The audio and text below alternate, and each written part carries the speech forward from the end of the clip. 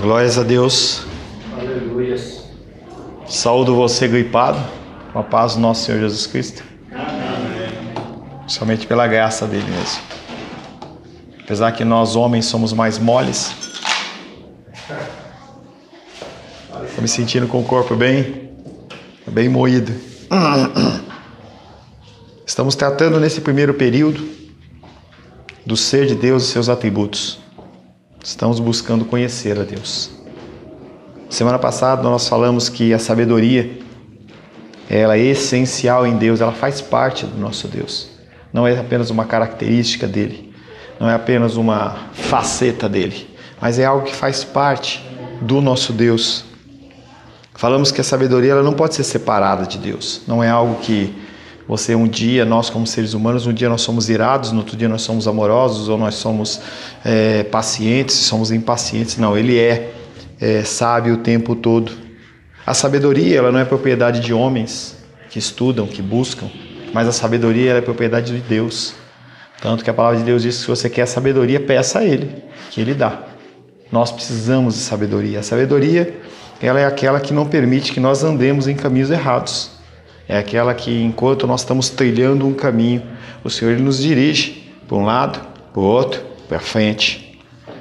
Falamos que a sabedoria ela é originária em Deus. Ela nasce no Senhor, ela parte do Senhor. Falamos também que Deus não escolhe ser sábio. Ele é sábio sempre. Falamos que a sabedoria de Deus ela é incompreensível, porque ela é acima de nós. Quando uma coisa é muito acima do nosso entendimento, nós temos dificuldade como pensar, por exemplo, na eternidade. Nós conseguimos medir a nossa vida em termos de anos, de décadas, mas nós não conseguimos pensar em eternidade. Nós nunca conversamos com alguém físico, carne e osso, que tivesse vivido uma eternidade, ou duas eternidades, ou mais eternidades. Então, para a gente é confuso. Deus e a sabedoria de Deus ela é incompreensível aos homens. A sabedoria de Deus também ela é eterna. Da mesma maneira que Ele é eterno, ela também é eterna. Uma vez que a sabedoria é essencial em Deus e que também este é eterno, logo a sua sabedoria é eterna. Todas as características de Deus, elas são eternas.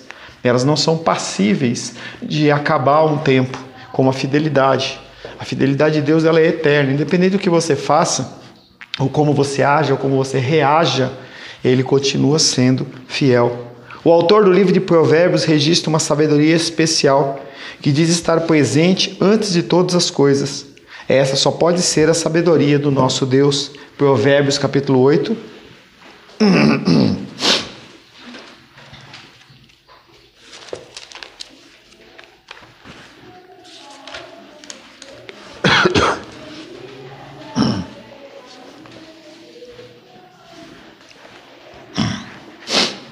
Provérbios capítulo 8, vou ler do verso 22 em diante. Provérbios capítulo 8, versos 22 em diante. O Senhor me possuía no início da sua obra, antes das suas obras mais antigas. Desde a eternidade foi estabelecida, e está falando tudo da sabedoria. Desde a eternidade foi estabelecida, desde o princípio, antes do começo da terra. Antes de haver abismos, eu, sabedoria, nasci. E antes ainda de haver fontes carregadas de águas, antes que os montes fossem firmados, antes de haver outeiros, eu, sabedoria, nasci. Ainda ele não tinha feito a terra, nem as amplidões, nem sequer o princípio do pó do mundo. Quando ele preparava os céus, aí estava eu, sabedoria. Quando traçava o horizonte sobre a face do abismo, quando firmava as nuvens de cima, quando estabelecia as fontes do abismo, quando fixava ao mar o seu limite, para que as águas não traspassassem os seus limites, quando compunha os fundamentos da terra.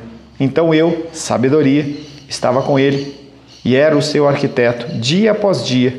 Eu era as suas delícias, folgando perante ele em todo o mundo, regozijando-me no seu mundo habitável, e achando as minhas delícias com os filhos dos homens.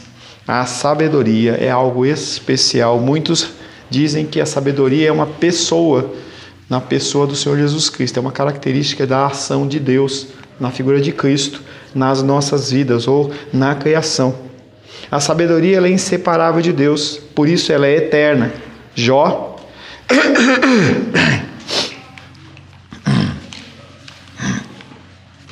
Jó capítulo 12.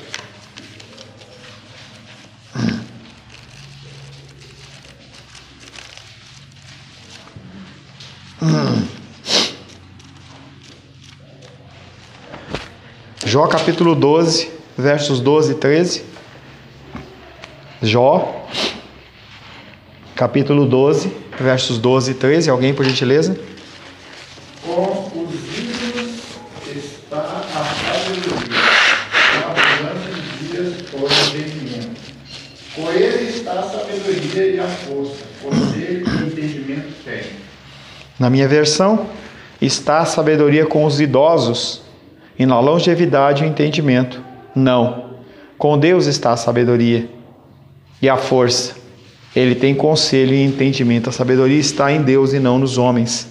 A sabedoria de Deus ela é durável como Ele, portanto não pode ser aumentada nem diminuída. Se nós estudarmos mais, se nós buscarmos mais, nós tomaremos cada vez mais decisões mais sábias, seja em qualquer área, seja na área do direito, da medicina, na área eclesiástica mesmo, dentro do cristianismo. Quanto mais você conhece, mais as suas decisões elas são pautadas em decisões sábias.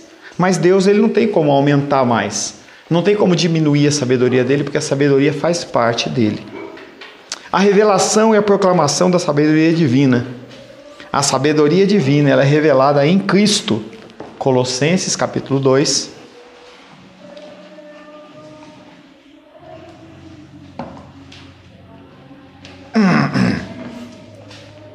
Colossenses capítulo 2, versos 1, 2 e 3.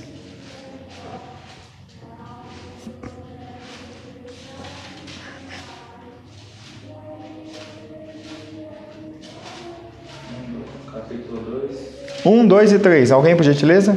Gostaria, pois, que soubesseis quão grande luta venho mantendo por vós, pelos laodicenses e por quantos não me viram face a face, para que o coração deles seja confortado e vinculado justamente em amor, e eles tenham toda a riqueza da forte convicção do entendimento, para compreenderem plenamente o mistério de Deus, Cristo, em que todos os tesouros da sabedoria e do conhecimento estão ocultos. Apóstolo Paulo escreve para a igreja de Colossos, e ele fala que a oração dele é que as pessoas elas conheçam Cristo numa profundidade tal que elas venham a receber os tesouros da sabedoria e do conhecimento que estão em Cristo. Nós não temos como conseguir sabedoria se não for através do relacionamento com Deus, através da pessoa de Cristo. Cristo ele é aquele que se relaciona comigo e aquele que se relaciona com você.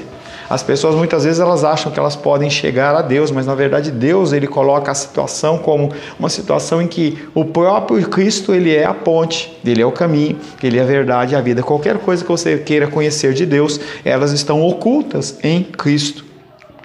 Há algumas verdades que devem ser ressaltadas neste texto. Nessa passagem, Cristo é o mistério de Deus.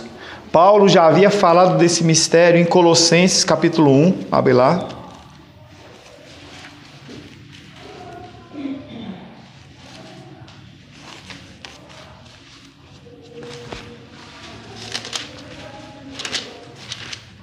Colossenses 1, versos 26 e 27.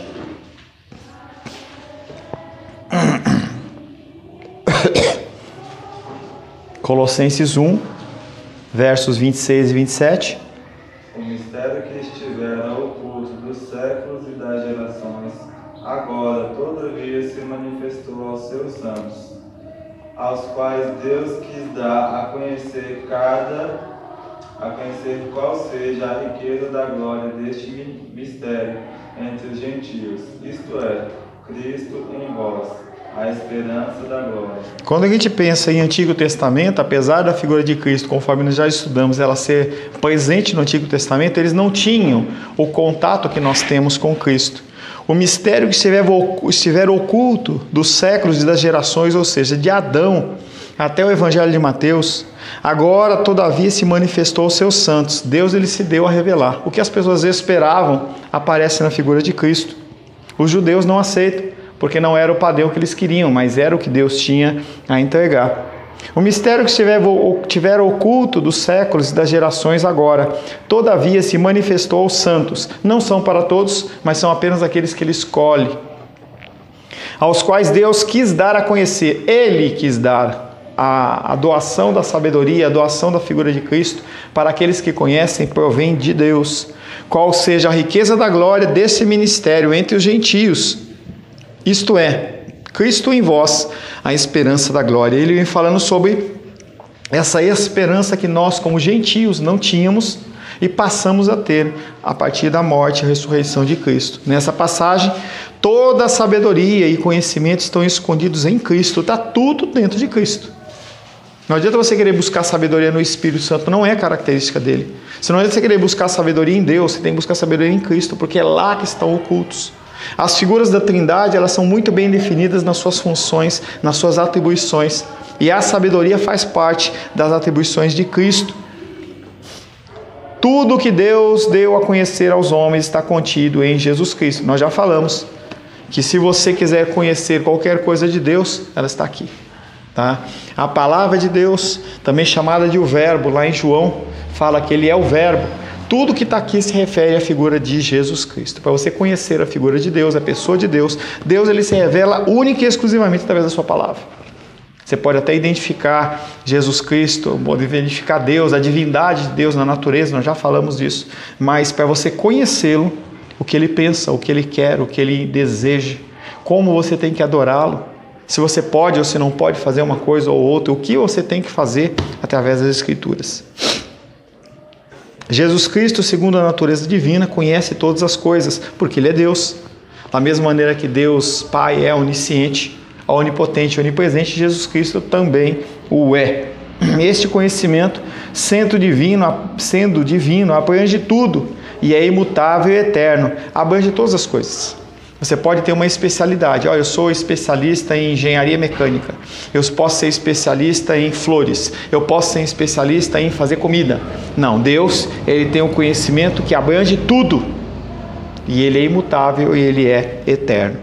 Todavia, em Cristo, diferentemente dos outros homens, o conhecimento nunca vem separado da sabedoria. Em nós, o conhecimento ele depende da sabedoria, a sabedoria depende do conhecimento na figura de Cristo, não. Ele é completo. As duas coisas elas fazem parte dele, como ele é Deus. A sabedoria escondida em Cristo diz respeito à aplicação do conhecimento da melhor maneira. Nós temos o conhecimento, temos a sabedoria, mas mesmo assim nós ficamos na dúvida. Será que eu tenho que agir dessa maneira? Será que eu tenho que agir da outra maneira? Com Cristo, com Deus não há esse tipo de pensamento. Ele não para pensar, simplesmente ele age. Além disso, não há qualquer tipo de sabedoria verdadeiramente à parte do Filho de Deus. Os filósofos estudam, os homens fazem doutorado, fazem mestrado, as pessoas colocam títulos na frente dos nomes. Mas essa sabedoria é uma sabedoria humana, a sabedoria divina, ninguém pode conseguir desta forma. Essa sabedoria escondida em Cristo é originária dele e é criadora, planejadora, orientadora, diretora e redentora. Todas as funções de Cristo, eles se baseiam na sabedoria. Quando ele escolheu os 12 discípulos, foi uma decisão de sabedoria, mas ele errou, ele colocou Judas, não, Judas tinha um propósito. Quando você passa uma luta e dificuldade, a situação é a mesma. A coisa que aconteceu pela permissão dele ou designação dele não é algo que saiu do controle. Quando Adão e Eva comeram lá da árvore lá, do conhecimento do bem e do mal, não é algo que fugiu do entendimento do conhecimento de Deus. Não há essa possibilidade. Nenhum outro tipo de sabedoria se iguala a essa. Nele está escondida a sabedoria de Deus que reconcilia aquilo que parece irreconciliável. Nós, pecadores, não temos direito nenhum de estarmos na presença de Deus. Se Deus ele se aparecer na tua presença, que seja conforme ele apareceu para Moisés, nós seremos consumidos, nós não temos direito. Efésios capítulo 1, versos 7, 8 e 9. Efésios 1.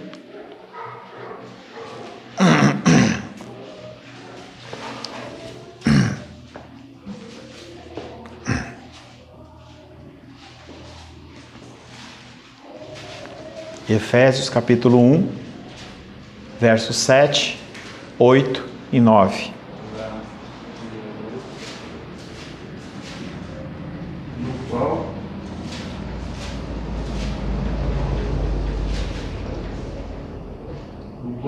temos a redenção pelo sangue, a redenção dos pecados, segundo a riqueza da sua graça, que Deus derramou absolutamente sobre nós em toda a sabedoria e prudência, desvendando-nos o mistério da sua vontade, segundo o seu beneplácito, que propusera em Cristo. A partir do pecado de Adão, nós não temos reconciliação com Deus. Quando Jesus ele está conversando com seus discípulos e começa a fazer o discurso, as pessoas olham para ele e falam assim: isso é impossível, não tem como.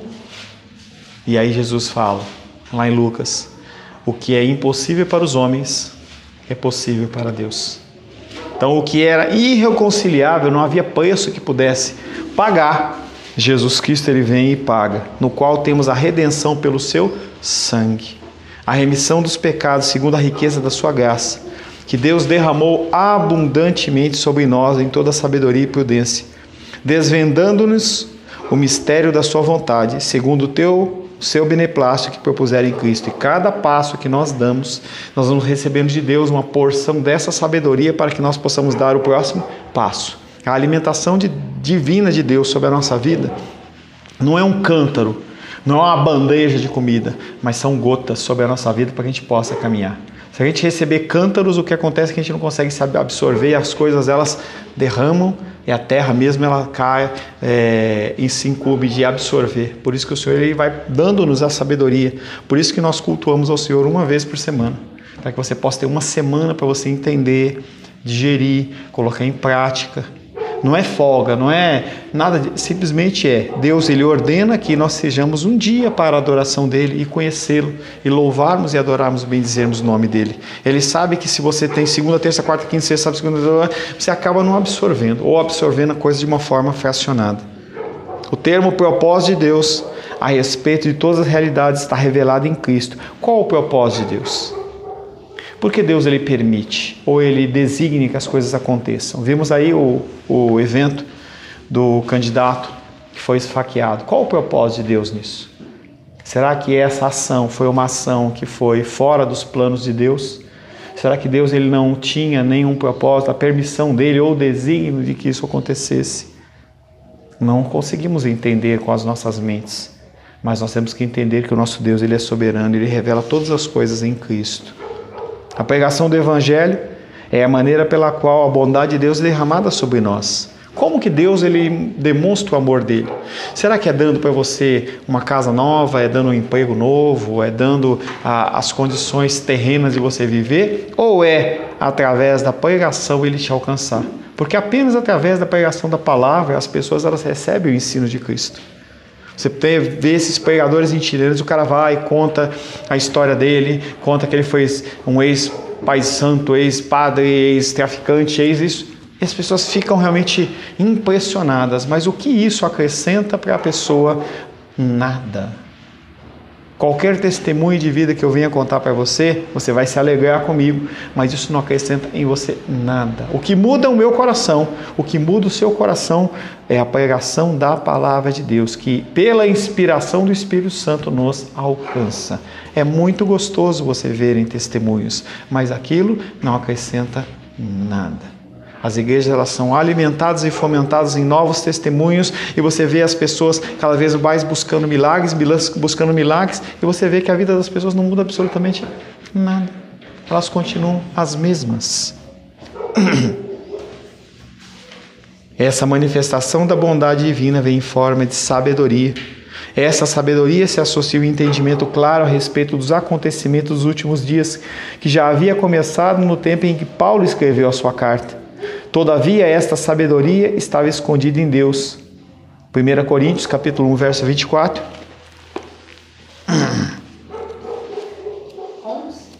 1 Coríntios, capítulo 1, verso 24.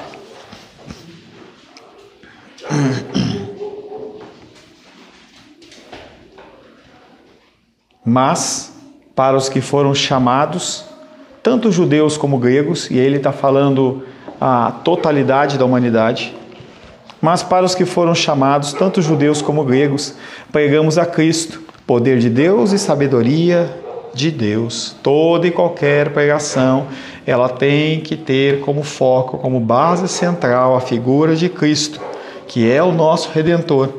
Nós temos que sempre falar do sacrifício, sempre falar do sangue derramado, sempre falar que nós somos carentes e dependentes do Senhor. Não há nenhum tipo de pregação que não seja bíblica, que não parta da figura de Cristo. Nós temos que sempre pensar na figura de Cristo e Cristo crucificado. Cristo é a sabedoria pessoal de Deus, porque Ele nos revela os segredos de Deus. Quando Cristo, Ele se encarna, Ele se despoja da sua divindade, mas Ele é a personificação da sabedoria. Os homens tentam pegá-lo em uma série de colocações. Acho clássica aquela cena lá em que eles falam assim: nós temos que dar imposto. E ele fala: mostra-me uma moeda. O que tem nessa moeda? Quem que está desenhado nessa moeda? César. Então você dá a César o que é de César e dá a Deus o que é de Deus. É uma resposta de sabedoria em que as pessoas elas ficavam sem resposta. 1 Coríntios, capítulo 2, verso 6. Pastor, nesse último texto que você leu, achei interessante o último versículo que você não leu. Achei interessante, falando assim que... Qual verso?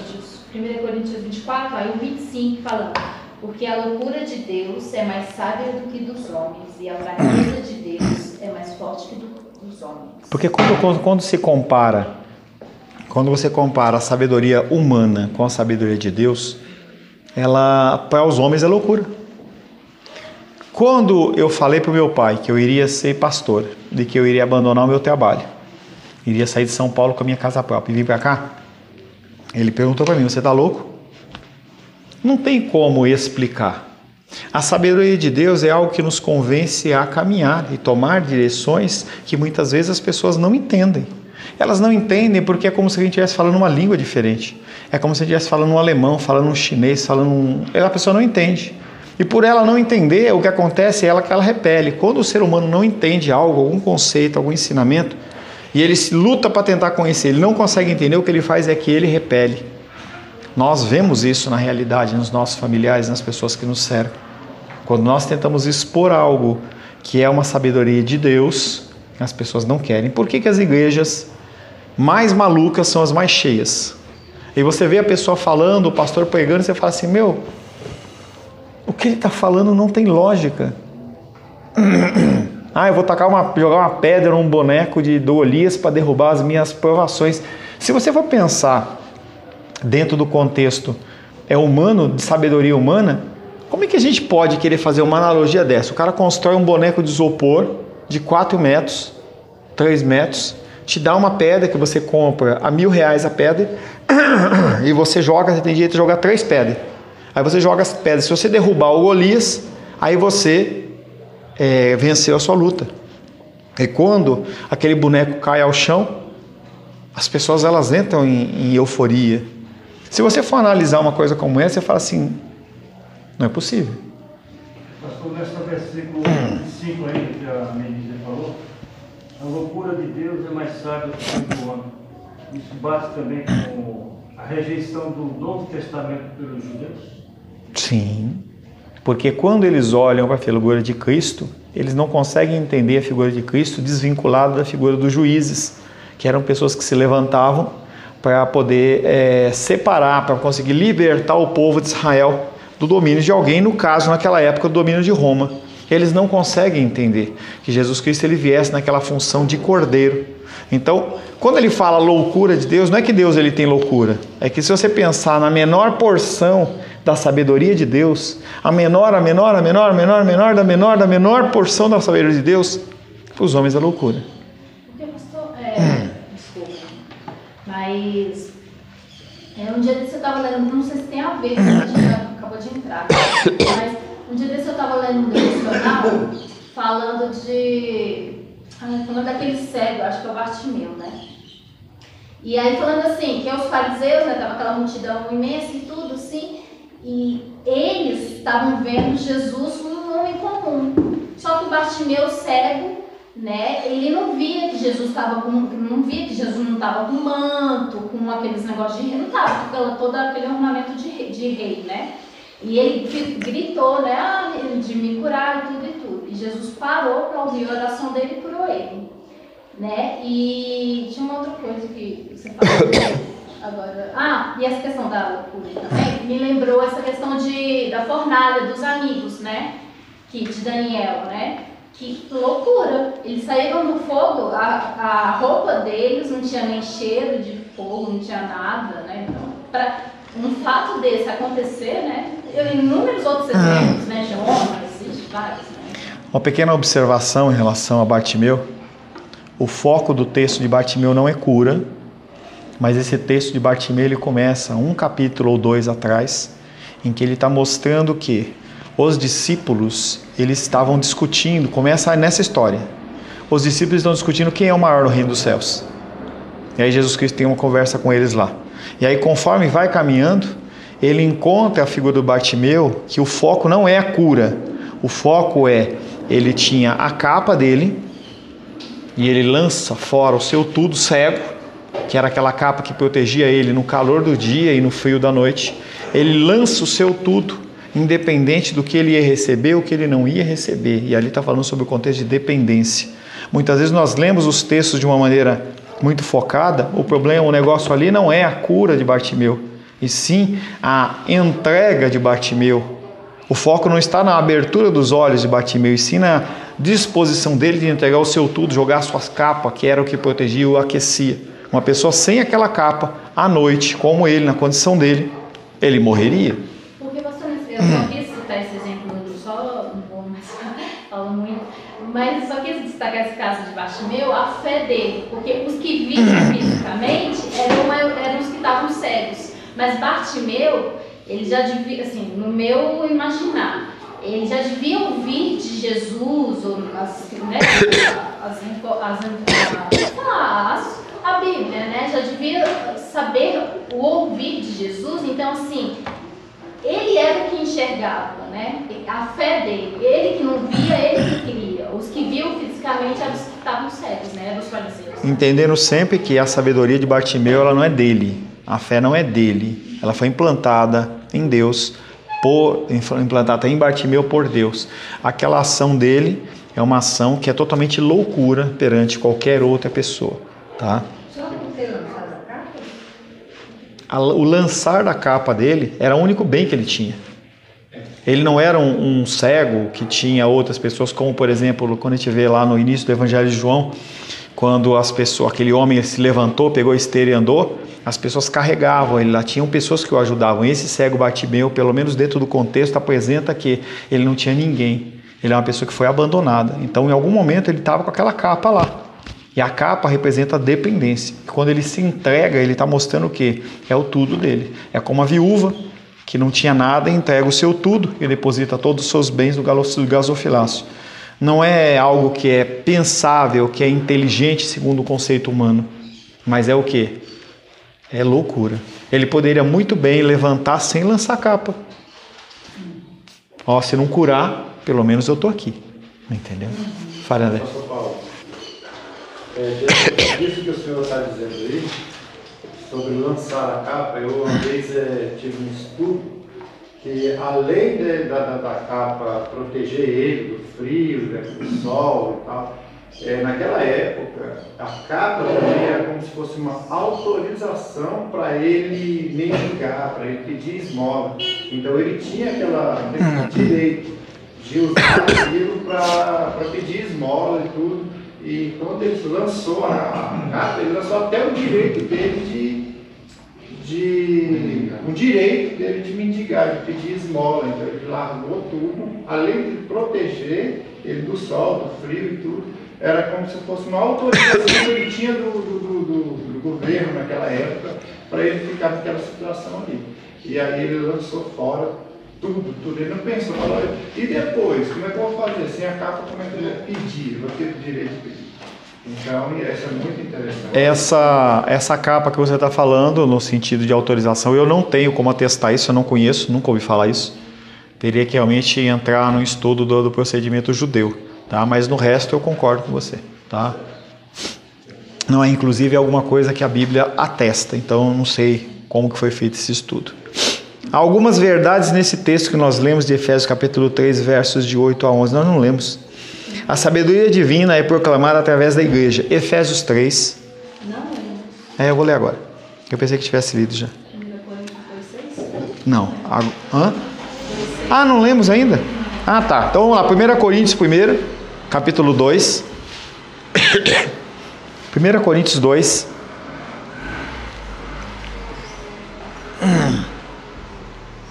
Versos 6 e 7 e verso 12. Alguém, por gentileza? Entretanto, expomos sabedoria entre os experimentados, não porém a sabedoria deste século, nem a dos poderosos desta época, que se reduzem a nada, mas falamos a sabedoria de Deus em mistério, outrora oculta, a qual Deus preordenou desde a eternidade para a nossa glória. 12. Ora, nós não temos recebido o Espírito do mundo, e sim o Espírito que vem de Deus, para que conheçamos o que por Deus nos foi dado gratuitamente. Tá, e aí vem falando mais uma vez sobre toda a sabedoria que vem, em que confunde o homem. As decisões que procedem de Deus, elas são confusas, porque são acima do entendimento, não é matemática, não é física, não vem através de um cálculo. Claro que nós temos que entender que as nossas vidas, elas têm que ser pautadas em sabedoria humana também. Tá? Você não vai sair e começar a fazer um projeto porque você acha que Deus mandou vá, ver se tem condições de fazer aquilo. Tudo tem que ser com muito pensamento. Nós somos seres que não podemos nos ater apenas ao conceito da fé. Tá? A fé, ela é importante, mas a nossa fé é uma fé racional. É algo que as pessoas, elas têm perdido este entendimento. Se eu questiono, então eu não tenho fé. Não existe isso na Bíblia. A fé, ela vem pelo questionamento, o entendimento é racional. É lógico que tem atos na Bíblia em que são mistérios e que Deus ele não nos dá o conhecimento do entendimento. Mas você age pela fé, mas a regra não é essa. A regra é nós entendermos o que está sendo falado e nós agirmos dentro de um entendimento humano, a partir da iluminação divina. Deus ele chega para você e fala assim, olha, sai daqui, vende os seus bens, tudo e vai lá para o Ceará. Será que eu tenho que ir mesmo? Será que eu tenho que ir? Abraão é uma situação ímpar, mas as regras são, nós temos que perguntar, pode pedir voto para o Senhor, me mostra que isso é realmente a sua vontade. Isso até dá zelo, é como uma manifestação de zelo em relação às decisões que você toma ou que você tem que tomar. Fala, querido. Eu não consigo separar a minha fé do meu entendimento. Não consigo. E nem pode, porque as duas têm que andar juntas. Então eu achei que por hora, às vezes eu penso que eu estou errado, mas se um cara chega aqui e empurra a mão na minha testa querendo me derrubar de igreja, calma. Não, mas aí que tá. Olha, uma pessoa, ela é uma situação prática, tá? Uma pessoa, ela vem aqui e fala, eu vou orar por você, posso? Tudo bem, pode. Aí a pessoa coloca a mão na sua testa e quer te derrubar. Tá, primeira coisa, tá aqui na Bíblia? Alguém empurrou alguém? Não. Se não tá aqui, também não vale. Eu logo me pergunto, o que você está querendo com isso? Logo é? Mas isso é o raciocínio. Por isso, mas quando você tem a fé separada do entendimento, o que você faz? Eu não posso rejeitar. Aí você cai. Certa vez uma pastora começou a empurrar a Rosângela sempre foi muito cética em relação a isso. Empurrar. A Rosângela abriu o olho e falou assim, a senhora está me empurrando. A pastora olhou para ela e falou assim, você está endemoniada, você está resistindo ao espírito. Mas ela não caiu. Não é porque a pessoa está forçando. Você entende que todo mundo empurra e cai. Você não cai. É sabedoria de Deus. Você está falando, não é. Ou se for, foi. Entendeu? Mas você tem que ter um entendimento no seu coração de que aquilo que você está tomando, decisão, é uma decisão pautada dentro de conhecimento bíblico. Sempre a palavra de Deus ela é aquela que nos dá os exemplos. Nos dá as formas. Se você não vê isso aqui e não vê na igreja primitiva, que são os primeiros, o caminhar da igreja, olha de lado. Entendeu? Porque não tem como Deus ele ter mudado. Deus ele é o mesmo escritor. Como é que ele vai mudar a vertente do que ele estava ensinando para as pessoas? Ele fala, não, agora isso pode. A gente vê campanhas nas igrejas. Onde tem isso aqui? Procura uma campanha aqui. Campanha de Daniel. Procura a campanha do Vale dos Ossos Secos. Não tem isso. Vale dos Ossos Secos. Deus fala com o profeta, profetiza sobre esse povo que está morto. Daniel, não tem nem ordenança de Deus para Daniel fazer aquilo. Ele faz por conta própria. Eu quero me abrir mão desses alimentos que são consagrados a ídolos. É algo que incomodava Daniel, não é uma regra. Eu vou comer só legume. Come. Não, mas é espiritual. Não é. Não tem regra. Aparece em outro lugar sobre a campanha de Daniel, sobre Daniel, aquilo que fez. Sadraque, Mesaque e Abednego, que era amigo dele, fizeram. Aí as pessoas elas ficam procurando formas de sair do racional e entrar numa coisa mística, exatamente para que você, eu não tenho conhecimento nesse campo, então eu vou fazer. Cristo é a sabedoria pessoal de Deus, porque Ele nos revela os segredos de Deus. Assim é que Deus tirou o véu para que a igreja pudesse compreender a sabedoria. O que é tirar o véu? Algo que estava nos nossos olhos, ele sai para que a gente possa enxergar o quê? Melhor, e a tornar-se proclamada ao mundo e todo tipo de autoridade. Entenda que a nossa função como cristãos é proclamar esta verdade, essa palavra. As pessoas vão entender? Na sua grande maioria, não. 10%? Menos. E para que eu tenho que fazer isso? Porque eu sou obediente a Deus. Deus está mandando e eu vou e faço. Não entendi. Você vai obedecer o quê que você falou? Essa última coisa que você falou? Não sei. É que eu perdi isso. Nossa obrigação é obedecer e proclamar a palavra. Tá? Essa é a nossa função. As pessoas elas vão aceitar? Provavelmente não. A grande maioria não quer. Você pregou para cristão? Não quer. É cristão? Nem todos. Cada vez mais, quanto mais você se aprofunda no conhecimento da sabedoria de Deus, menos você é compreendido. Não tem saída. E qual é a solução? Eu vou parar? Não, a gente tem que continuar caminhando. Não tem saída. Não é um caminho fácil.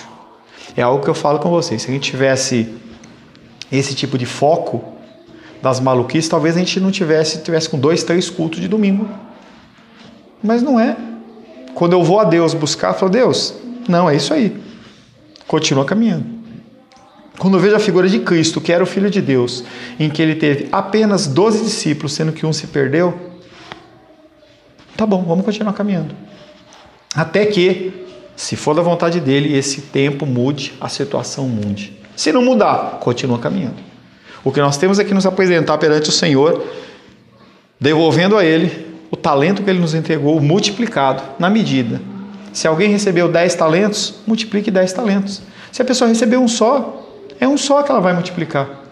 Se Deus, dentro do propósito dele, deu para você conquistar uma vida, é uma vida. Poxa, 70 anos de vida? Pois é, Deus só quer isso.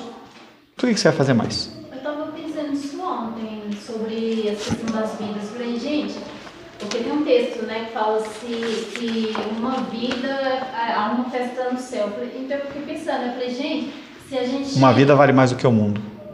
Mas não tem que a conversão de uma alma, uma festa no céu? Sim, não é que você misturou 2 versículos, eu só separei eles. Tá bom. Aí, assim, eu fiquei pensando, gente, se no final da nossa vida a gente tiver sido um vaso para uma vida se converter, já valeu a vida da cristã todinha. E aí nós temos um paradigma. Se Deus ele dá para você uma vida para você granjear durante toda a sua vida, é uma vida que Ele vai te cobrar. Se é 10 mil, Ele vai te cobrar as 10 mil. Mas Ele vai te dar condição para isso. Entendeu? É tão simples para a gente como um empregado. Se você está trabalhando numa empresa e a pessoa chega e fala que meu André trabalha lá com caminhões, com transporte. O cara chega para você e fala assim, André, eu quero que você carregue essa caneta no seu caminhão, você leve até Fortaleza e volta. Só isso. Eu pago 10 mil reais para fazer isso. Mas eu não posso, não quero. Não, é só isso que eu quero que você leve. Acabou. Mas é isso que Deus faz conosco. O problema é que nós queremos mais. Nós temos que nos fixar apenas, única e exclusivamente no que Ele nos ordena. Para que nós saibamos o que Ele nos ordena, temos que buscar a sabedoria e o conhecimento que é a figura de Deus. Amém? Senhor, em nome de Jesus, te louvamos, te adoramos e te bendizemos por mais essa oportunidade de estarmos na Tua casa, falando das coisas concernentes à Tua palavra. Que nós possamos entender da Tua sabedoria, do Teu conhecimento, que nós possamos ser, segundo o Teu querer, segundo a Tua vontade, vasos e dispenseiros, Pai. Que nos abençoe, Pai. Nós te pedimos em nome de Jesus. Amém.